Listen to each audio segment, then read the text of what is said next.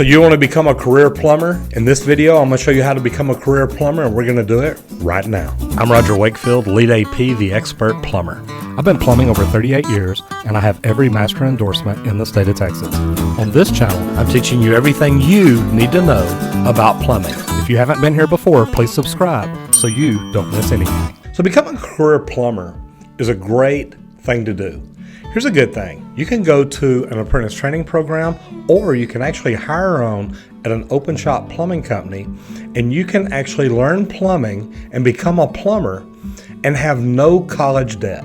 Now, I know that sounds crazy, but it will take you about the same amount of time, whether you go through a union, an apprentice training program, or whether you go to an open shop and learn from a plumber.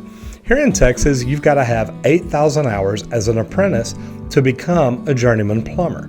Now, you can become a tradesman plumber in half that time, meaning you can actually go out, get a job at a residential service plumbing company, work for 2 years, get 4,000 hours in, and you should be able to pass the tradesman exam. And what that would do in Texas, that would actually allow you to be in a truck, go out and run plumbing calls, to do what needs to be done as a residential service provider. But it all starts out by becoming an apprentice plumber. And how do you do that? You either go down to the apprentice training program for the union or go directly for a plumbing company. Y'all have heard me ask the questions before. They're questions that you need to ask yourself. Do you want to work on houses, or do you want to work on big commercial jobs?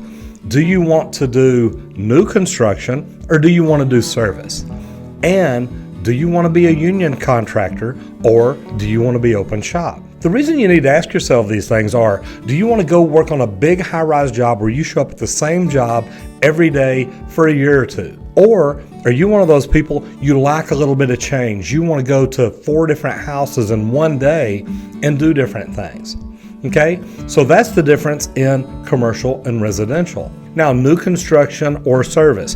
And I know you've heard me ask the question, do you like to build things or do you like to fix things? Because we're all different. Some of us have a very analytical, troubleshooting mind. We like walking in, seeing a problem, and doing what we have to do to get it fixed. Others of us see things a little bit different. We sit back and look at it and say, okay, if I install this or build this or put this in, this is how I would do it. One of them's not better than the other. One's not a more glorified position.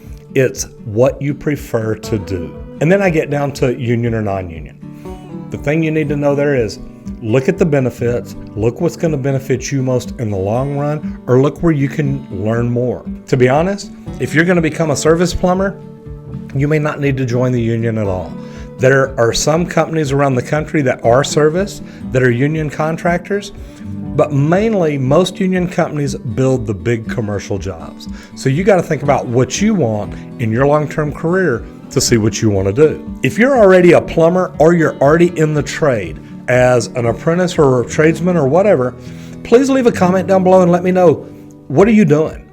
Are you union or non-union? Are you doing residential or commercial? And are you doing service or are you doing new construction? And let me know, what would you change? If you could change any one of those things, what would it be? Plumbing apprenticeships are great training programs to get into, because if you're one of those people that you really want to learn it all and know it all, it's a great way to do it. Now, I came up open shop, so I actually learned everything open shop, meaning I learned from the plumbers that I with. There was no syllabus, there was no training program, there were no classes at night, there were no lessons to learn. But me being the kind of person I am, I got books and I read and I learned because I wanted to learn things. I still remember learning how to read blueprints on the other side of a pile of sheetrock, looking at the plans upside down, because my journeyman on the other side was looking at things the right way. So the apprentice training program is really neat. Becoming an apprentice plumber has great benefits because you have a way to learn that maybe some other plumbers coming into the trade may not ever get that opportunity. Then after your apprentice training program, you become a journeyman plumber.